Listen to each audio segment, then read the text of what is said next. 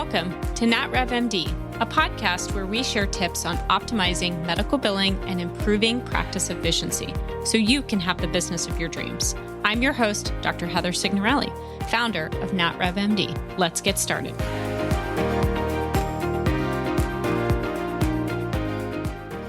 Welcome back to another week of the RevMD podcast. I am excited this week to talk about the top 5 things that we see business owners doing. And I have an amazing guest with me this week. I have Sam with me, who is going to share his experience and give us a little brief overview. But Sam, just want to welcome you to the podcast. Thanks so much for joining. Hey, Heather. Thanks for having me.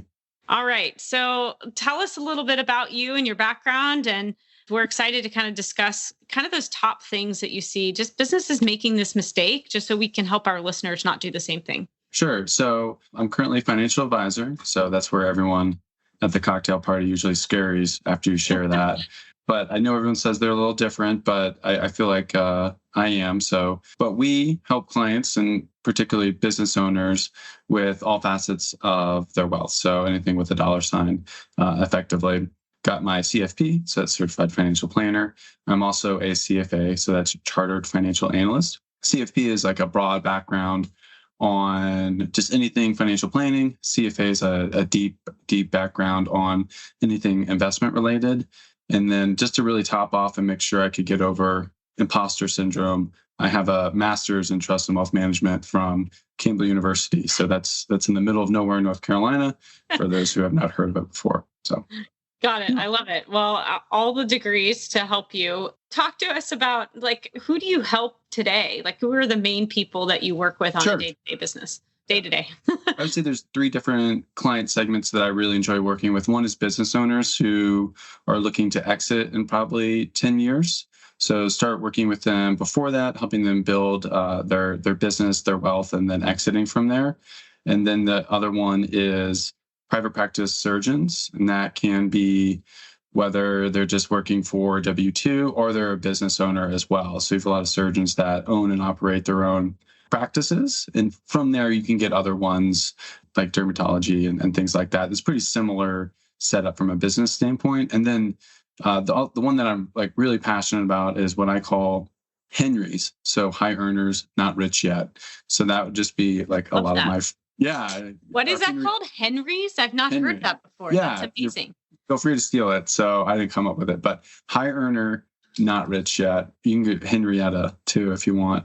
But that's a lot of my friends. So those tend to be a little different setup than the official one through Vallejo. But that's one where just my friend comes to me and was like, I heard of this backdoor Roth. What is this? So we really like helping them. So those are the 3 areas that I am typically spending my time with. Awesome. Great. No, and I think our listeners kind of fall into probably multiple of those buckets at the same time. So it would be great. So for the listeners, you guys know myself, I run a small business, medical billing. And so if you guys are looking for a new medical billing service, please reach out. Our website just had a nice refresh. So natrevmd.com. So that's natrevmd.com. And today we're talking to Sam, really understanding kind of some of those top areas and mistakes. So give us maybe don't go from the top to the bottom, maybe go from the bottom up. Let's go bottom up. What's number 5 in terms of, top things that you see businesses could be doing a little bit better? For me, it's the automation of everything you have going on. So it's one, not to jump ahead on anything, but working with your team would be maybe one coming up later, but automating everything that you kind of put in place with your team. So you're not sitting there thinking of your mental check to-do list. You've got it automated. Things are going where they need to be. And you're not sitting there micromanaging your bill pays. This is what a company for you is for. But things like that. How do you what is the most important thing for you and your business, and trying to automate the rest of it. So money's going into different accounts based on your plan and what you want to accomplish, but also the things with your business that's automated as well. I think one of the big things I see with business owners is getting bogged down on the things that are administratively burdened, and how can you automate that? Yeah. Even just automating payroll was, or finding somebody, I think automation and delegation kind of maybe go hand in hand, and hopefully I'm not stealing another one of yours, but automation and delegation, right? So delegating like the really low level stuff and then automating the things that can be automated. So if it's payroll, automating payroll, right? Or if it's delegating bookkeeping, then it's delegating bookkeeping, right? I mean, you can pay somebody much less than a typical physician or a business owner is going to want to pay, So I think those go hand in hand. I think a great rule of thumb is to sit there and see what your time is worth. So if you want to make $100,000, $300,000, $500,000 a year, and that's your goal, sit there, do the math on how many hours you want to work a week, 40 to 60. And you say, hey, my billable rate to myself is $300 an hour, whatever it is. And if you can delegate or automate or take care of some of the administrative parts for less than that, then I encourage a lot of my clients to do that. I love it. That's perfect. Okay, great. Crystal clear. All right. So automation delegation, huge thing to think through. All right. Number 4. Oh, number 4, I think taxes. Taxes are the biggest part. It is something you're going to do every year, all the time.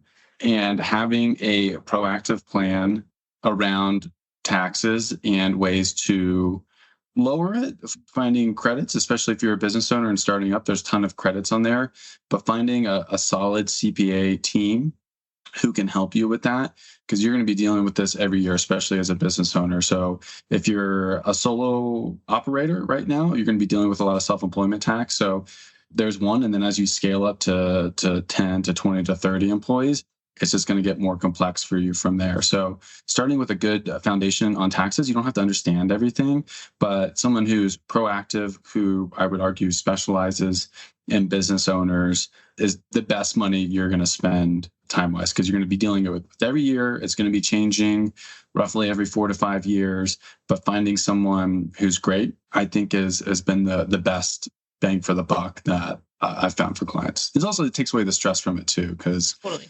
Have you ever seen like the IRS memes where it's like the one guy talking to the IRS be like, hey, how much do I owe you guys? And they're like, we don't know. And they're like, well, what if it's this amount? And they're like, nope, that's not right. Like, can't you just tell me how much I owe? It's like, nope, you got to figure it out. So it's like, you're going to be doing that every year, and having a great team around that is essential, I think. Yeah. And I think for the listeners, like, tax professionals aren't created equal, right? And so depending on what you own or what you invest in or what you do for a living, you may need a different type of individual who has experience, right? Like real estate versus I own a business versus, I just have a regular W-2 and I may not need quite the sophistication. Like, I know that accountants are accountants, but at the same time, their experience with the tax code can vary, don't you think? 100%. So if you're just a regular W-2 person, or 1040 as they call it, and you don't want to do TurboTax or whatever, for whatever reason, there's CPAs that specialize in that. And then you mentioned real estate there. If you want to be an active real estate pro, please find a CPA who specializes in that. I have a couple clients that do it as well. And I work with specific CPAs because there's just, I don't like the word loopholes. I mean, the tax code is written to incentivize certain behavior. And if you just understand the code better than the average bear, you can take advantage of things differently. So, I mean, I've just seen a lot of clients leave money on the table because they or the CPA just wasn't informed on a certain portion of the code. And the code's huge. It's like millions of pages or something like that. I mean, I don't expect everyone to be an expert on every facet of the tax code. That's not like a fair ask. That's like asking me to be an expert on all 500 companies in the S&P 500. That's just not like a realistic ask. Yeah, totally. Well, and I do know having those people behind you, whether it's a financial advisor or tax people, again, it kind of goes back to delegation, right? At some point, I know that I am not going to be the best at doing my taxes. I mean, that was a long time ago. I've stopped doing my taxes, but it's like all those things around in my own personal life, not just within our business, that I've said, you know what, I'm going to hire an expert who is going to provide more of an ROI for either my time, right, or just being able to provide a better expertise or better experience, depending on what it is that I'm outsourcing, right? My husband and I have a rule in our household, right? So when we were just having children, we had all the things we had to delegate and divide up, I guess. He was like, okay, I can handle these sorts of things. And I was like, okay, I can handle these sorts of things, because it was things that, A, needed to get done, and B, we didn't hate doing. And then there was the crap in the middle that we were like, you know what? we're just going to have somebody hire somebody. We were fortunate enough to be able to have the income that we could do that. And so those were the things we gave out. So we each do the things that we hate the least. And then, luckily for us, tends to be a flip flop in terms of what he hates versus what I hate, and delegate the rest. And I feel like business is the same way, you know? Yeah. 100%. Find the things you hate or the things you're not good at and get the heck off your plate. So taxes would be one of those. I don't like taxes. That scares the living heck out of me. Okay. Well, yeah, because have you ever gotten an IRS letter in the mail before? And you're Yes, like, I have. hey, and you're like, hey, you forgot X, Y, and Z. And you're like, just like, the chills. Instant. Yeah. Because that happened to me one time. I forgot what's called a 1099. And, even I can make mistakes. And they're like, hey, you owe us money. I'm like, why couldn't you just tell me that before? Like, what's up? Right. Just tell me what I owe you. Like, it's fine. But your blood pressure just like immediately goes up. You're like, oh my God, taxes. You just see the IRS letter. Yeah. No. Well, it's funny because my kids, we've hired my kids to be part of like our company, and they keep sending us letters to say we need to go through and do extra verification to make sure that they are our children. And I'm like, it's this weird thing, like because it's their first time, right, that we've submitted that they have income. And so they want to just make sure that they're not fake individuals. And I'm like, no, but we're trying to pay you money. We're not asking for money. We're paying you money. It's just take our money, like leave us alone. Just take our money, leave us alone. We know we owe you this. Anyway. All right. I digress. Let's get back. Okay. We talked automation delegation. We've now talked taxes. Let's talk number 3. What's number 3 on your list? Well, I think 3 kind of goes with my number 1, but I think it's just proactiveness around certain things. And that's going to go in with number 1, but getting ahead of certain things. So we just talked about taxes. So if you're a business owner, we're recording this on October 8th. So you've got your business deadline was 9/15. You've got your personal deadline that's 10/15. Well, your CPA is probably thinking about 2023 still.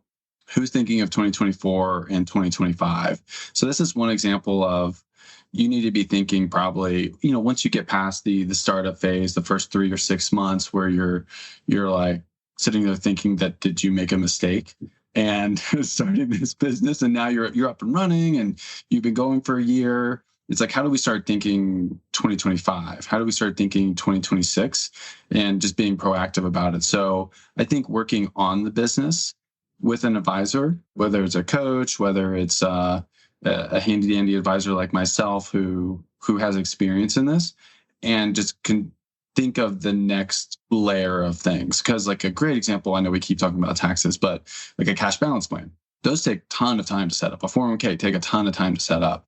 When are you going to start thinking about that? Is it 2026? How's your cash flow for the personal side? Cash balance plans are amazing for high earners that are business owners. But, maybe you've had lifestyle drift and you like the country club or you like something like that. But a cash balance plan doesn't make sense unless you put like 20, 30, 50 grand into it. And can your finances handle that? So I think it's sitting down, extrapolating it, being proactive, but also working on the business financial side as well. Does that make sense? Am I rambling? Yeah. Oh, I love that. No, I mean, one in general, right? So working on the business, not in the business, is a key to every business, right? I mean, and that may not be day one, right? Day one, you may be the physician, you may be the MA, you may be the receptionist, you may be all the things. Mm-hmm. But as you build and as you grow, you've got to have a clear line of sight of, okay, eventually I have to get out of working in the business and working on the business. Now, sure. Obviously, if I'm a physician and I have a private practice and I'm doing both, all right, I'm being the physician in the practice, but also being the owner, you may have a dual role there. But finances, I think in general, like as a physician, we're just not taught a lot about this stuff. It's not something that they spend a lot of time talking about, even finances with like how we get paid in the world. I still have clients that are like, I don't really understand how I get paid for my surgery center. It just comes. Yeah. Right. I mean, and that's scary. I mean, and it's reality. It's scary, but it's reality. And so I think for folks, it's like, again, it goes back to what are the things you enjoy? What are the things you're good at? And then hire the hell rest of it out. Because like if there's a service like what you and your team offer that you're like, okay, I can take these parts and I can help you strategize and I can help you think about the finances and help you, make sure that you have the right, tax people and, give you the list. I would much rather that than slogging through it myself. And I think it comes down to goals too. So if like you want to get your med spa or whatever it is up to like a $5 million run rate, you're not going to be able to do that on yourself. So it's like year 1, year 3, year 5 are all going to look different. But if you're running a lifestyle business, that's also going to look different too. So I think it's also taking the proactivity, but also where do I want to be in 5 years, in 10 years? Am I selling this in 6 years? That looks very different than a lifestyle business from there. So it's combining the proactiveness with the goals as well. That's a really good point. I like that because it is. I was actually listening to a podcast by Alex It was actually Alex's wife, Alex Hormozy, and his wife, Layla Hormozy. But she was talking about just jobs and careers in general and promotions. Like, do you want the big promotion or do you just want, the job you have because you like the hours, you like what you're doing, you like the pay, and like, that's good? Or do you want the more stress, the higher title? But you got to look at things with not just the rosy side of things, like what do you get on that side, but the hard work that comes along with it. And so it's, you kind of always got to be thinking about that. So exactly. All right. Number two, I think this is definitely underrated when you have a partner.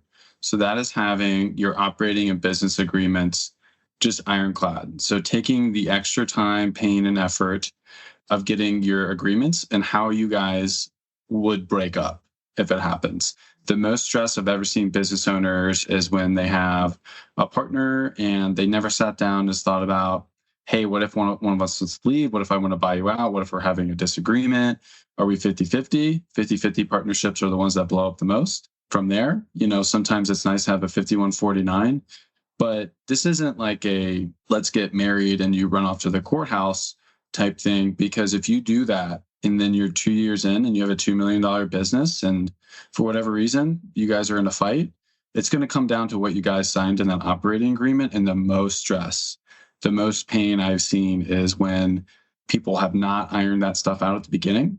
And then you're just in a complete mess with a partner you don't want. They don't want to be there, but they don't want to leave because they feel like they're not getting fair value and things like that. So having like a business like wedding, if you will, and spending the time with a lawyer and ironing that out and making sure everyone's crystal clear. If someone ever wants to leave, how do you do it? For how much? XYZ. Got it. That sounds painful. That sounds painful, but so necessary. I guess it's probably more painful to deal with it on the back end than on the front end. So, and more expensive on the back end. Yes. And then the emotions are there, plus the money's there. And, in the beginning, everything's still rosy, right? You don't have anything you're arguing about necessarily, or hopefully not. Hopefully you're not going into partnership with somebody you're arguing with on the front end. That would be a bad. Yeah.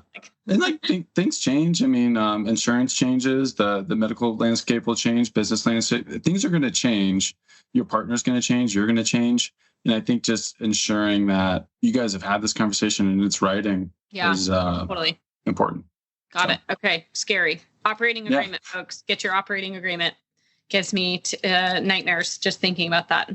Number one, what is the winner and the top thing that folks can do to help out? Yeah, I think it's just forming the team from the beginning. So forming a good team, I talked about CPA. You're going to be dealing with taxes every year. So having a solid CPA, but also a solid business attorney. We just talked about agreements. So someone who can help you through that. Now, once again, there's a ton of different attorneys out there that specialize in different things. So finding one that can help with business formation and the thoughts around the operating agreement from there are fantastic. Also, your estate plan. So you've got a estate plan effectively for your business through the operating agreements and everything else, but your personal estate plan. So what happens with the business if something were to happen to you or your partner? You want to make sure you've got that worked out with your attorney, but also like life insurance involved in that as well. So you see I'm expanding. You got your CPA, you got your attorney, you probably have an insurance person involved. You probably should have somebody kind of managing that team for you once you get to a certain level. That's where my role kind of comes in there. But also, how's your personal financial statement looking? Like, is that all cleaned up before you go into this? So creating a team for all these like different roles is fantastic. Now, like people can play the two roles for you. Like you could have a great business attorney who can also do like your estate planning work. There's nothing usually wrong with that.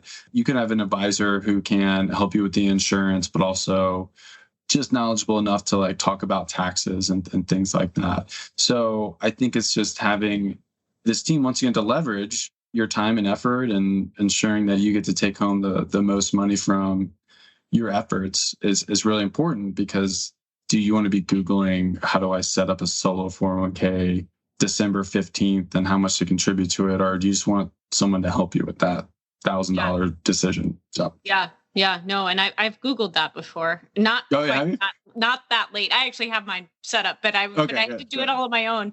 And it was, I actually had to go down because Fidelity was like, you can't do it online. You got to go and you got to show the things. And so we did it. And then I remember like I needed one and my husband needed one, and getting him to do it. I mean, I almost needed just to like coach him on how to actually like take the paper and go down to the.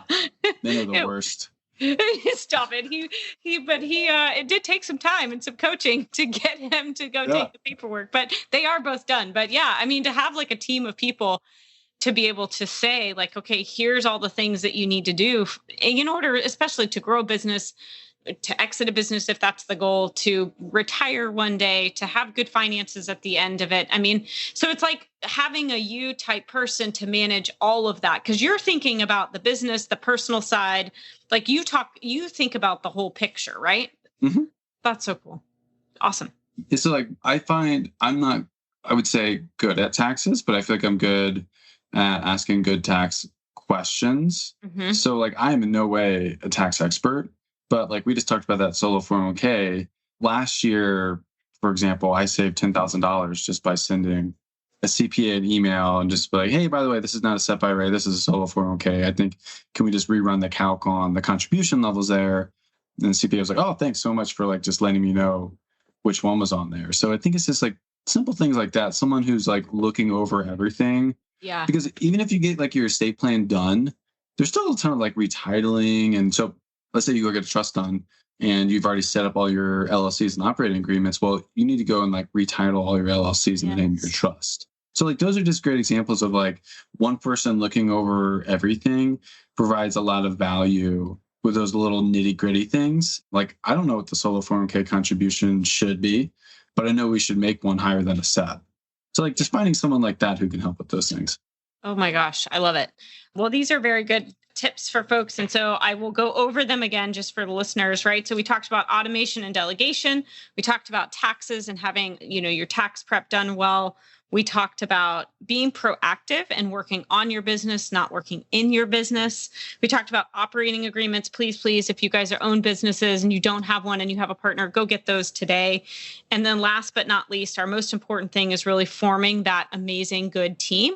I think that is key, whether that's using someone like Sam and his services regarding kind of just overall financial advising and really just strategy and management of your overall picture. I think that's huge. Plus, all the other individuals that you need to kind of help run your life and run your business. Because again, we can't be experts at everything. And so leaning on other individuals who can help support, I think, is super key. And it's worth every penny when you can see the return on your investment or the savings on taxes. So want to thank Sam for coming onto the show today and kind of sharing his expertise. Sam, where can people find you? Tell us what's your blog called and where can people find you or shoot you an email? Sure. You can find me on my blog. It might need a better name, but it's Flippant Finance. So I write about kind of markets and personal finances and taxes on there, just for really business owners and a lot of my. And want to thank you for coming onto the show and hope you have a good rest of your week. And for listeners, we will talk to you on the next episode. And if you are looking for a new billing and coding services team, we at NatRevMD, NATREVMD, are here to help support. We have a team of individuals that are ready to help with a reliable and data-driven service. All right, talk to you next week.